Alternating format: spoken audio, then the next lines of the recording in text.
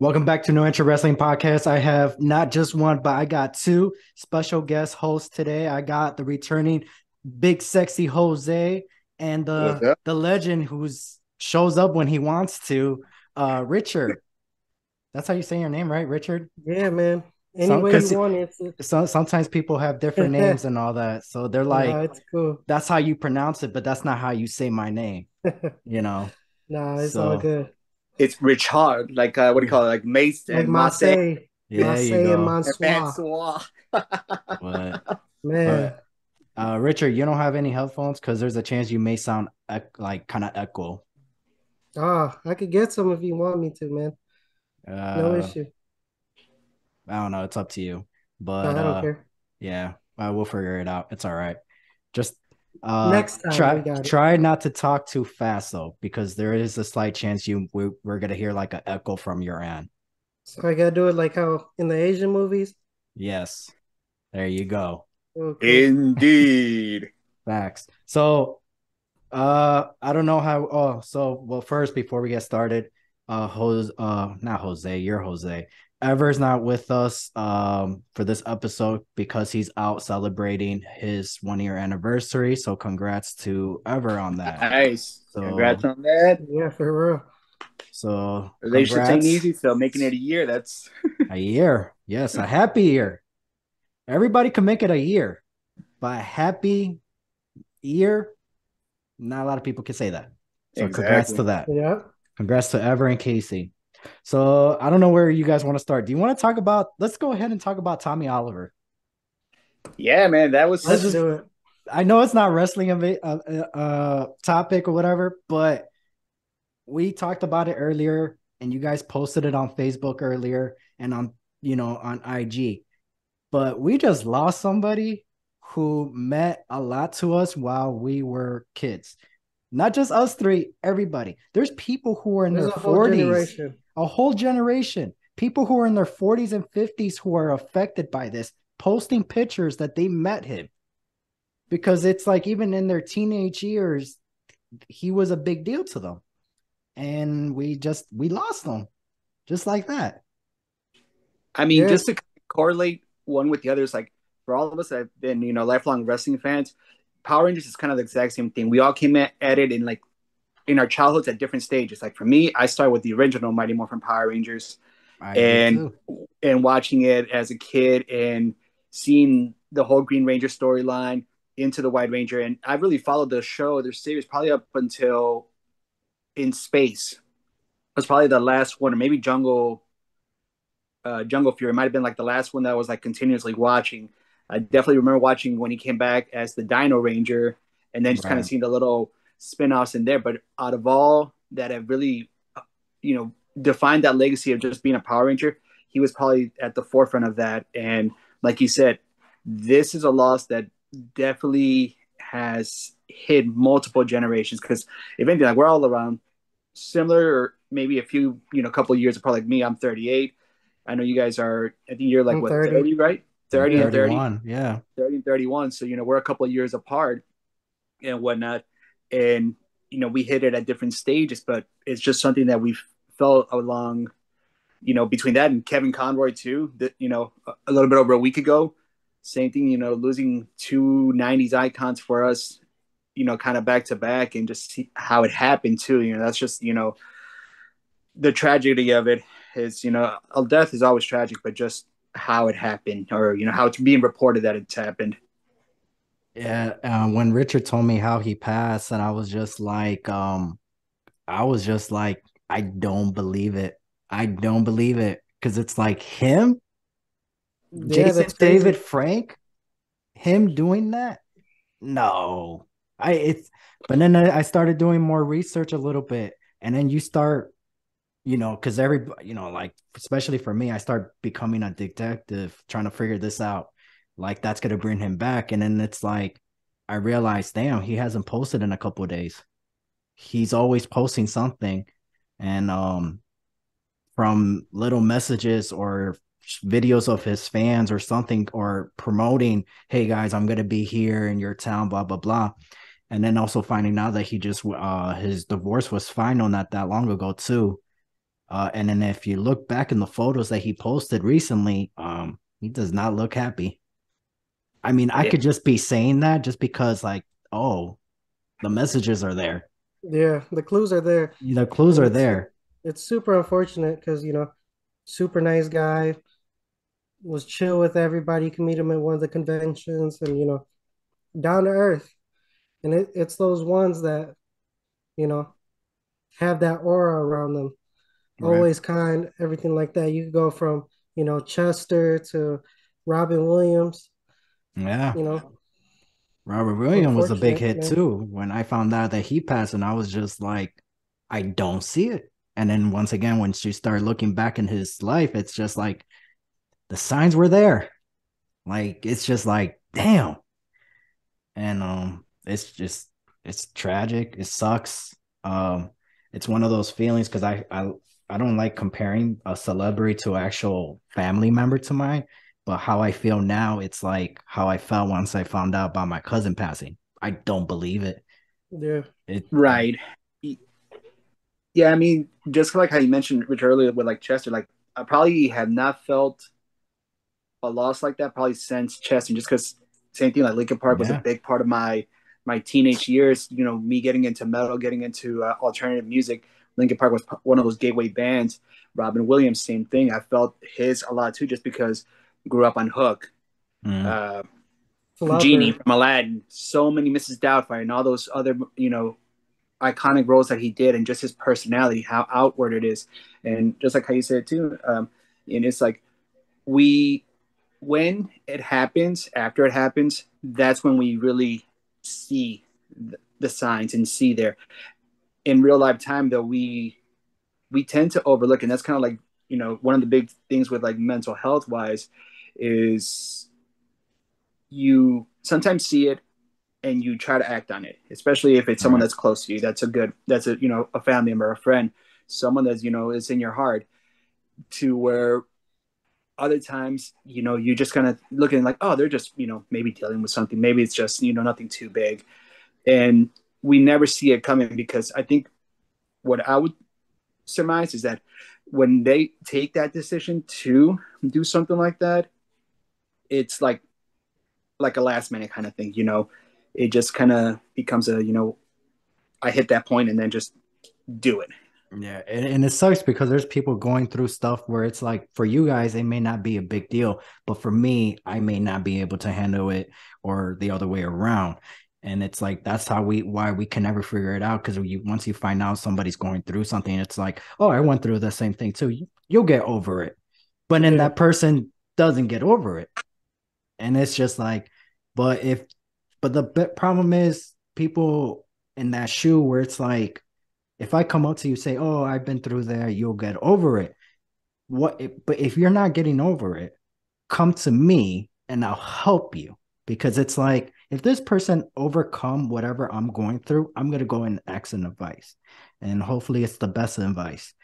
But be honest, saying like because not a lot of people know where there is times, and I had that dark moments too because I saw my dog pass away. Like I saw him get hit by a car. That's an image I'm never gonna get rid of my mind. yeah, So it's like me explaining people where it's like I'm heading towards a dark path that I don't want to go towards. So whatever I'm about to tell you, please take it serious because that's where I'm at. And like, oh, okay, definitely, I'll take you serious. Because a lot of people don't mention that part. They just say, hey, I'm going through some stuff, but they don't tell the part where it's like it's gonna lead to a way that I don't want it to end. That's the problem that people don't speak up about because it's like, oh damn, because if you mention that, I'm definitely gonna take that part serious. Because Yeah. like I said, everybody's issue is they handle it differently. So that's why it's good to talk or even pull somebody aside. Let me chat with you.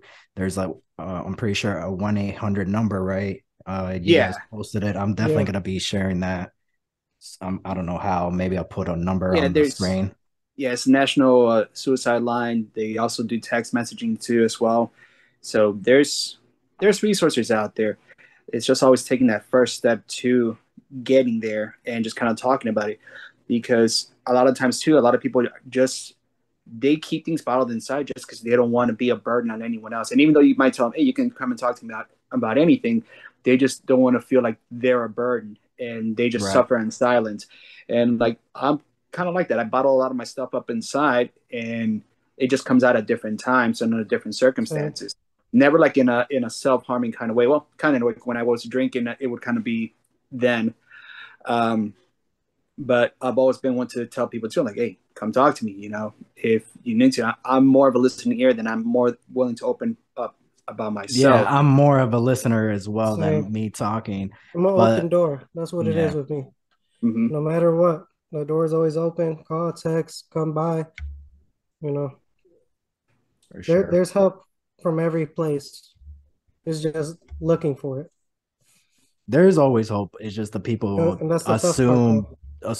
they don't want to bother you with it. But if it's like if it means you're gonna stay here, yes. I Yeah, Yeah. yes. Of course I'm gonna take the yeah, time to help you, especially if you're getting to that point. yeah. Uh Middle of the night, I've gotten calls, and I'm like, fuck it. I mean, I don't mind losing sleep if it means you are okay at the end of this. right. And it's better because there's people that they'll say it themselves, saying like it's better to talk to a stranger than somebody or at least somebody where it's like, because sometimes even your closest friends can't even help you, and your best friends can't even help you. They could give you the right guidance and stuff, but sometimes even that doesn't help you. Um, but yeah, so Jason David Frank uh left. He's not with us no more. He left a family behind. His daughter. I only know one daughter. I believe Jenna Frank. Uh, Jenna, and then I think from his marriage, there might have been like at least three more other kids that I guess were his stepkids. yes. I knew. Well, I didn't know how many he stepkids. I just assumed he only had one. I only heard about Well, the one. the TMC report that I read, it said four kids left behind. So I'm assuming, like I said, the other three were from his wives or his ex-wives Mm. now, from probably a previous relationship or a previous marriage.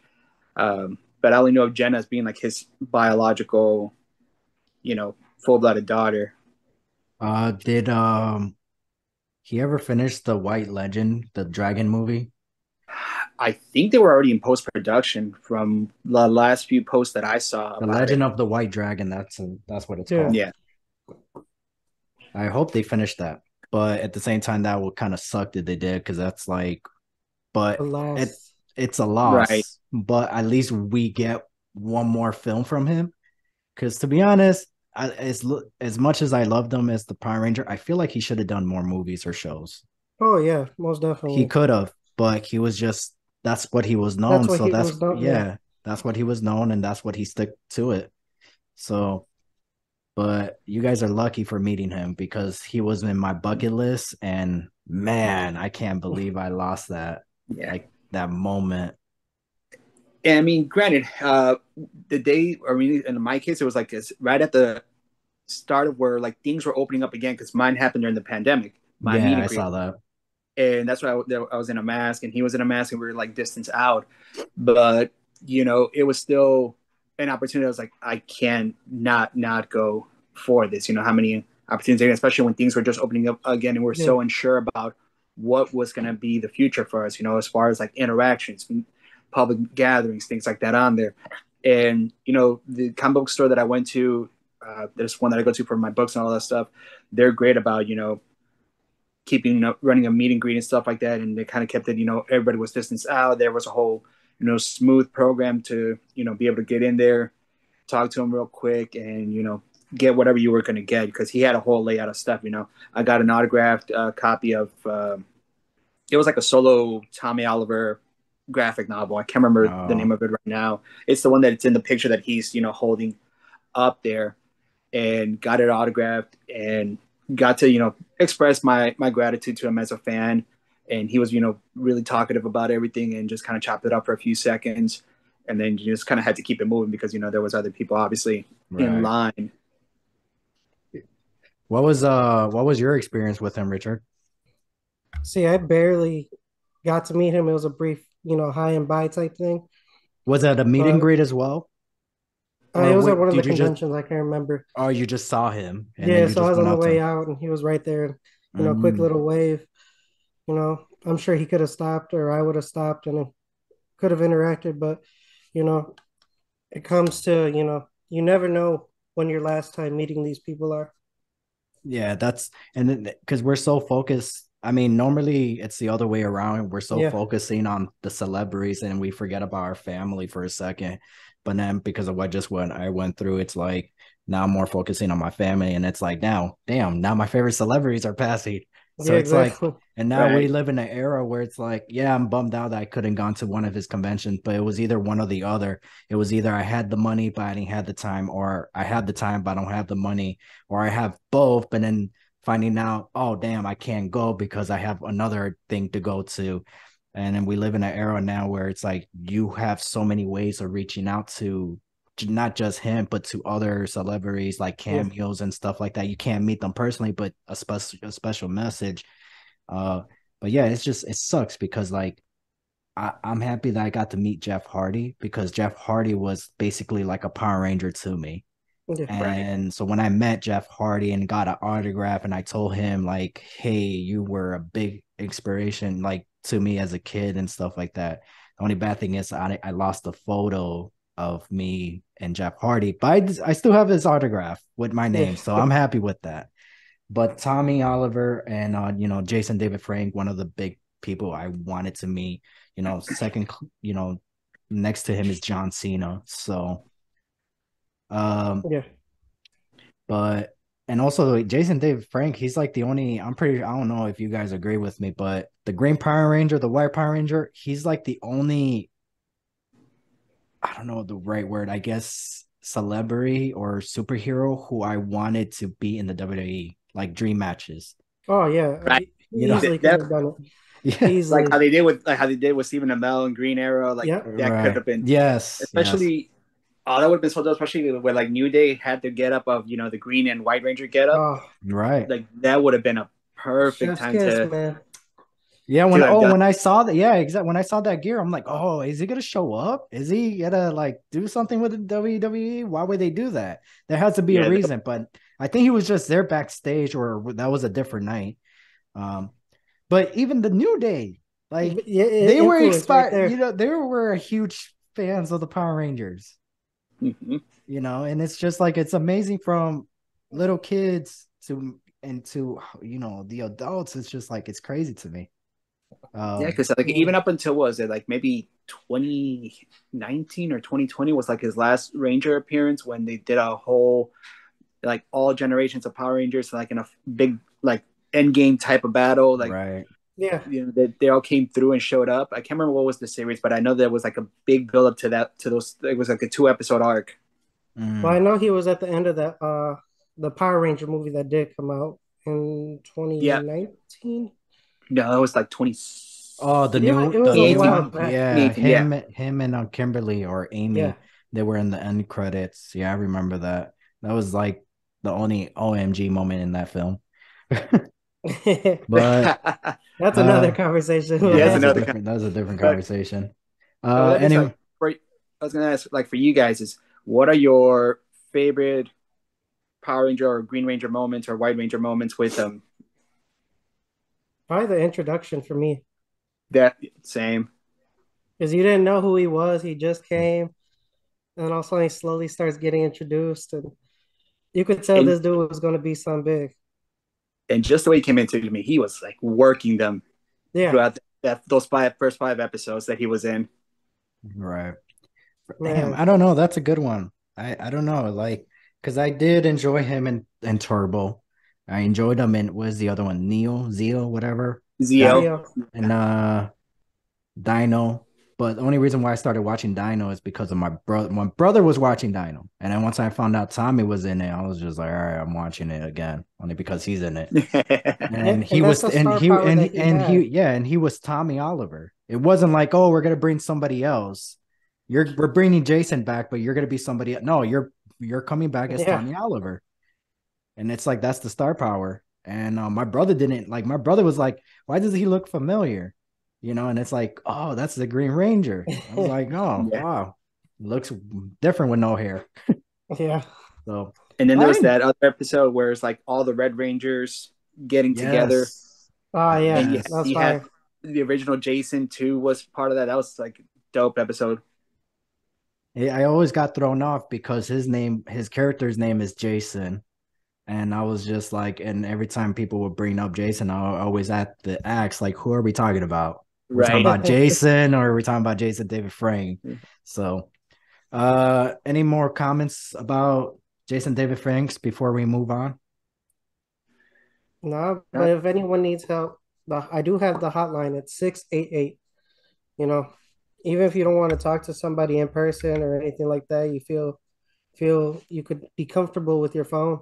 It's right there, 688. Don't be afraid, speak up. We can't be losing more people. Back, yeah. especially that way. I mean, we shouldn't even be losing people at all. Yeah. If we're gonna lose people, it should just be by old age and sickness. Other than that, ain't no need for it. But thanks for the number, Richard. So now let's go on.